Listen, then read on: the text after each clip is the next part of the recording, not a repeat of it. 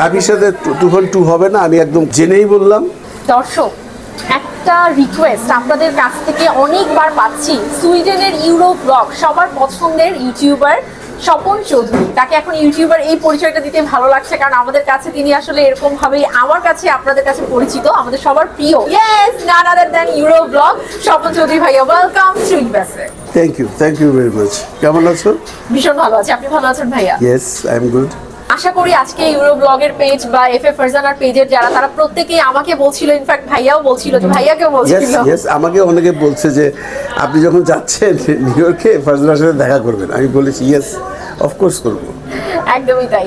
তো আমাদের যেহেতু আলোচনা, তো এটার মানে মূল কেন্দ্রিক বিষয়ই হচ্ছে গিয়ে শাকিব খান। তারা সবাই অপেক্ষা করে আছে যে ইউরো ব্লগের আমাদের স্বপন চৌধুরী ভাই দেখেছে দরদ, তো প্রথমেই যদি একটু বলি দরদ কেমন লেগেছে? শাকিবকে বলা হয়েছিল করতে, মামুন একটু ঘাপলা করছে, এখানে কেটে কুটে এডিটিংয়ে এসে এমন করছে যে পাবলিকে কিন্তু 50 মিনিটস বুঝতেই দেয় না কিছু, আদারওয়াইজ ওকে। আর শাকিব তো অনবদ্য, এটা নিয়ে কোনো আলোচনাই নেই, এটা সবাই বলবে, ওর শত্রুরাও বলবে।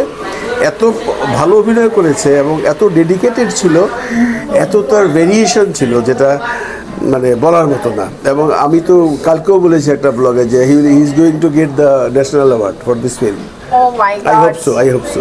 একদমই তাই। এবং নিউইয়র্কে দর্শকের সাথে না আমাদের স্বপন চৌধুরী ভাইয়ের কথা মিলে গেল। এখানকার অধিকাংশ দর্শকই এটা বলেছে যে actually he deserve national award এই দরদের জন্য। অ্যাকচুয়ালি তাই। এবং নিউইয়র্কে কিন্তু নিউ ইয়র্কের পিপল একটু বেশি পছন্দ করেছে, মানে মোর less than Bangladeshi people, because new ইয়র্কের পিপল একটু এডুকেটেড। তো এখানে যারা শাকিব ভক্ত, এরা বেশ পড়াশোনা জানে, বিভিন্ন ছবি দেখে, তারপরে মনে করো ওয়ার্ল্ডের সম্বন্ধে একটা কানেক্টিভিটি আছে, এদের কাছে ভালো লাগছে ছবি। একদমই তাই। স্বপন চৌধুরী ভাই যখন সাথে, তখন সিনেমার সংশ্লিষ্ট অনেক কথাই, অনেক প্রশ্নই উঠে আসে। তো ব্যাপক হারে যে প্রশ্নটা আমি আপনার ওয়ালে গেলেও দেখতে পারি, যেহেতু আপনি সিনেমার একটা খুব গুরুত্বপূর্ণ ব্যক্তিত্ব, আপনি অনেক কিছু জানেন, শুধু কেন শাকিব খানকে ঘিরে আপনার কন্টেন্টগুলো, মানে অন্য কোনো নায়ক কি নেই, বা তাদেরকে কি আপনি উঠে আসতে হেল্প করছেন না কেন? এরকম প্রশ্ন কিন্তু করছে অনেকে আপনার দর্শকরা। আচ্ছা, প্রথম প্রশ্ন আমি তোমাকে প্রশ্ন করি, কাকে নিয়ে আলোচনা করব?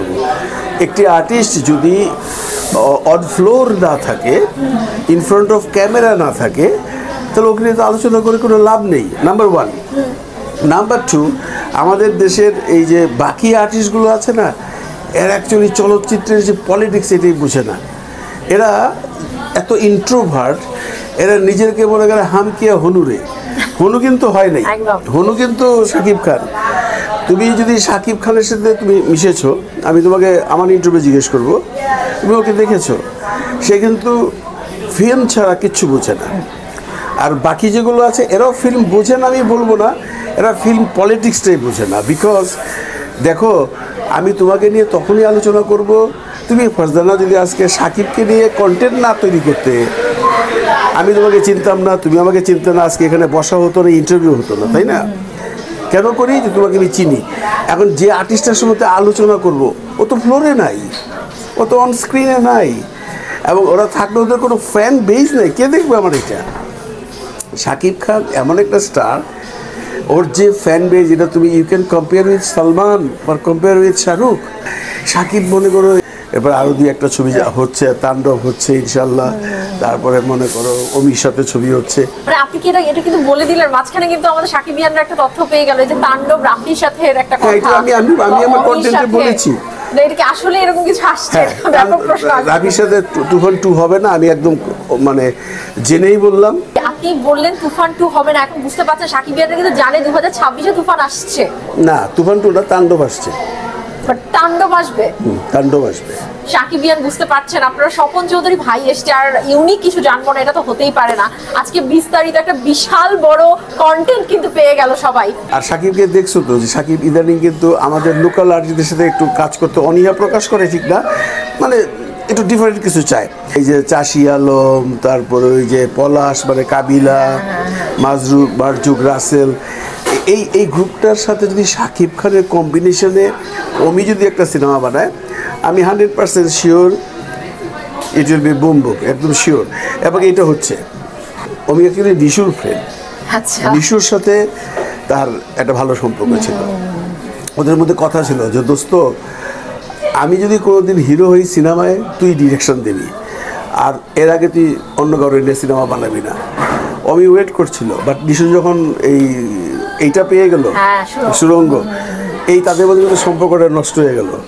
এখন অমির কথা, ঠিক আছে বেটা, তুই আমাকে ছেড়ে দিলি, দেখ আমি বাংলাদেশের মেগাস্টারের সিনেমা বানাবো, হবে, এইটা হবে। আর অবির পিছনে ইনভেস্ট করার মতো 15-20 কোটি টাকা ইনভেস্ট করার মতো প্রডিউসার বাংলাদেশে অনেক আছে, একদম অনেক আছে। এখন যেটা হয় কি, এই যে শাকিব খানের যে ট্র্যাকে তিনি চলছেন, প্রিয়তমার পরপরই আপনি দরদ, মানে তুফান, রাজকুমার গেল, এই সব কিছু মিলিয়ে আপনার কি মনে হচ্ছে শাকিব খানের এই যাত্রা, এই ইনিংসটাকে আপনি ঠিক কিভাবে দেখছেন? এটা শাকিব খানের জীবনের সবচাইতে মানে গুড ইনিংস বলা যায়। যে শাকিব কিন্তু এখন আমাদের মতো সিনিয়র ডিরেক্টরদের সাথে কাজ করবে না, একদম করবেই না সে।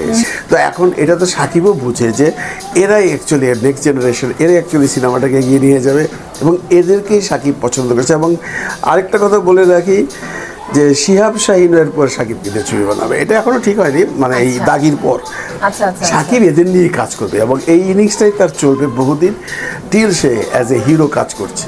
শাকিবিয়ান, আমরা একদমই শেষ মুহূর্তেই চলে এসেছি। আশা করি আপনাদের অনেক বেশি ভালো লেগেছে আজকের ইন্টারভিউ। অনেক গুরুত্বপূর্ণ কিছু টপিক কিন্তু কন্টেন্ট আপনারা পেয়েই গেছেন, নিউজ পেয়ে গেছেন। হোপফুলি দেখা হবে নতুন কোনো ভিডিওতে আমাদের ইউরো ব্লগ স্বপন চৌধুরী ভাইয়ের সাথে। Thank you.